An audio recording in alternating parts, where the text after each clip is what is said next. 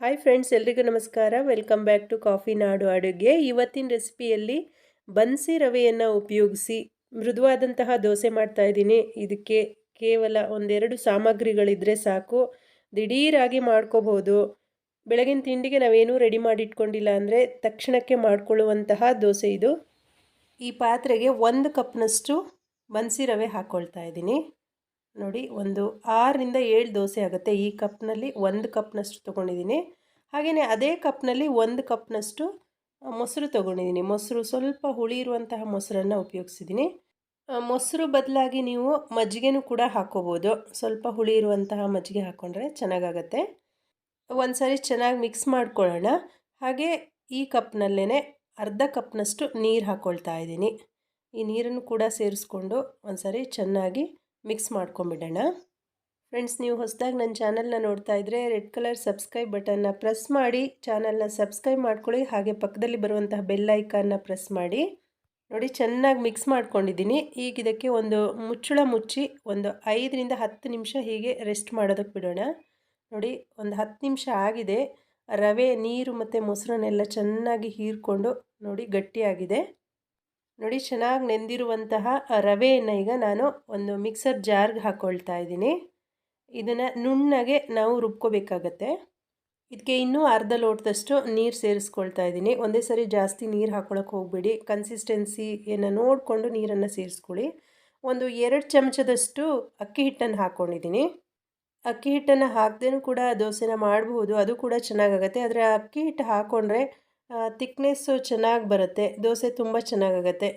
ನೋಡಿ, ಹೀಗೆ ನುಣ್ಣಗೆ ರುಬ್ಕೊಂಡಿದ್ದೀನಿ. ನಾನು ಹಾಕ್ಕೊಂಡಿರುವಂತಹ ನೀರು ಸರಿಯಾಗಿದೆ. ನಾವು ಮಾಮೂಲಾಗಿ ದೋಸೆ ಹಿಟ್ಟಿಗೆ ರುಬ್ಕೊಳ್ತೀವಲ್ಲ, ಅದೇ ಕನ್ಸಿಸ್ಟೆನ್ಸಿಯಲ್ಲಿ ರುಬ್ಕೊಂಡ್ರೆ ಅಷ್ಟು ತೆಳು ಇದ್ದರೆ ಸಾಕಾಗತ್ತೆ. ನೋಡಿ, ಕರೆಕ್ಟಾಗಿದೆ. ಇದಕ್ಕೀಗ ನೀರೇನು ಸೇರಿಸ್ಕೊಳ್ಳೋದು ಬೇಡ. ದೋಸೆಯನ್ನು ತಕ್ಷಣಕ್ಕೆ ಮಾಡ್ಕೊಳ್ತಾ ಇರೋದ್ರಿಂದ ದೋಸೆ ಹಿಟ್ಟು ಉಬ್ಬೋದಕ್ಕೆ ನಾನಿಲ್ಲಿ ಈನೋ ಹಾಕ್ತಾ ಇದ್ದೀನಿ. ಈನೋ ಪೌಡರು ಒಂದು ಅರ್ಧ ಪ್ಯಾಕಷ್ಟು ಈನೋ ಪೌಡರ್ನ ಹಾಕ್ಕೊಂಡಿದ್ದೀನಿ. ಒಂದು ಸಣ್ಣ ಟೀ ಚಮಚದಲ್ಲಿ 1 ಚಮಚದಷ್ಟು ಈನೋ ಪೌಡ್ರನ್ನ ಹಾಕ್ಕೊಂಡಿದ್ದೀನಿ. ನೋಡಿ, ಎಷ್ಟು ಗುಳ್ಳೆಗಳೆಲ್ಲ ಬರ್ತಾ ಇದೆ, ಹಿಟ್ಟು ಉಬ್ಬಿ ಬರ್ತಾ ಇದೆ. ಈ ರೀತಿ ಹಾಕ್ಕೊಂಡ್ರೆ ತಕ್ಷಣಕ್ಕೆ ನೀವು ದೋಸೆನ ಮಾಡ್ಕೋಬೋದು. ಈನೋ ಪೌಡ್ರನ್ನ ಹಾಕ್ಕೊಂಡು ನೀವು ಚೆನ್ನಾಗಿ ಈ ರೀತಿ ತಿರುಗಿಸ್ಕೋಬೇಕಾಗತ್ತೆ. ನೋಡಿ, ದೋಸೆ ಕಾವಲೆ ಕಾಯ್ತಾ ಇದೆ, ಬಿಸಿಯಾಗಿದೆ. ಈಗ ಇದಕ್ಕೆ ನಾನು ಎಣ್ಣೆ ಹಚ್ಕೊಳ್ತಾ ಇದ್ದೀನಿ. ಈ ದೋಸೆಯನ್ನು ನೀವು ಯಾವುದ್ರಲ್ಲಿ ಬೇಕಾದರೂ ಮಾಡ್ಕೋಬೋದು. ಅಂದರೆ ರೊಟ್ಟಿ ಹಂಚಲ್ಲಿ ಮಾಡ್ಕೋಬೋದು, ಹಾಗೆಯೇ ನೀವು ನಾನ್ ಸ್ಟಿಕ್ ತವಾದಲ್ಲೂ ಕೂಡ ಮಾಡ್ಕೋಬೋದು.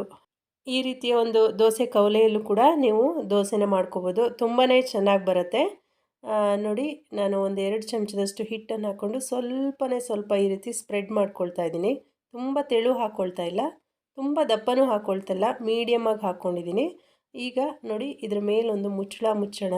1 ನಿಮಿಷ ನಾನಿಲ್ಲಿ ಮೀಡಿಯಮ್ ಫ್ಲೇಮ್ನಲ್ಲಿ ಇಟ್ಕೊಂಡು ಬೇಯಿಸ್ಕೊಂಡಿದ್ದೀನಿ. ನೋಡಿ, ದೋಸೆ ಎಷ್ಟು ಚೆನ್ನಾಗಿ ಬರ್ತಾ ಇದೆ, ನೀವು ನೋಡ್ತಾ ಇದ್ದೀರಲ್ಲ. ಕಲರ್ ಕೂಡ ತುಂಬಾ ಚೆನ್ನಾಗಿ ಬರ್ತಾ ಇದೆ. ಈಗ ಇನ್ನೊಂದು ಸೈಡ್ ನಾನು ತಿರುವಿ ಹಾಕ್ಕೊಂಡು ಬೇಯಿಸ್ಕೊಳ್ತಾ ಇದ್ದೀನಿ.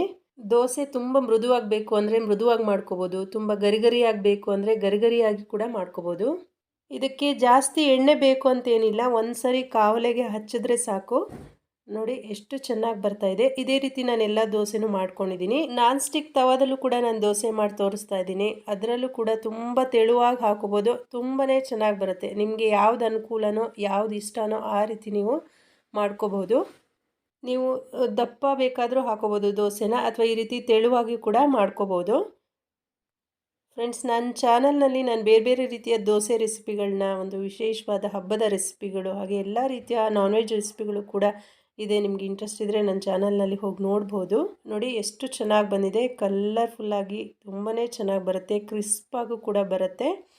ಇವತ್ತಿನ ದೋಸೆ ರೆಸಿಪಿ ನೋಡಿದ್ರಲ್ಲ, ನಿಮ್ಮೆಲ್ರಿಗೂ ಇಷ್ಟ ಆಗಿದೆ ಅಂದ್ಕೊಳ್ತೀನಿ. ಇಷ್ಟ ಆದರೆ ರೆಸಿಪಿಯನ್ನು ಫ್ಯಾಮಿಲಿ ಫ್ರೆಂಡ್ಸ್ ಜೊತೆಗೆ ಶೇರ್ ಮಾಡ್ಕೊಳ್ಳಿ, ಲೈಕ್ ಮಾಡಿ, ಕಮೆಂಟ್ ಮಾಡಿ. ನೋಡಿ, ದೋಸೆ ತುಂಬಾ ಸಾಫ್ಟಾಗಿ ಬಂದಿದೆ. ಕಾಯಿ ಚಟ್ನಿ ಜೊತೆಗೆ ದೋಸೆ ತಿಂತಾಯಿದ್ರೆ ಎಷ್ಟು ತಿಂತೀವಿ ಅನ್ನೋದೇ ಗೊತ್ತಾಗಲ್ಲ, ಅಷ್ಟು ಟೇಸ್ಟಿಯಾಗಿರುತ್ತೆ. ನೀವು ಕೂಡ ಟ್ರೈ ಮಾಡಿ ನೋಡಿ, ರೆಸಿಪಿ ಹೇಗೆ ಬಂತು ಅಂತೇಳಿ ತಿಳಿಸಿ. ವಿಡಿಯೋ ನೋಡಿದ್ದಕ್ಕಾಗಿ ಧನ್ಯವಾದಗಳು.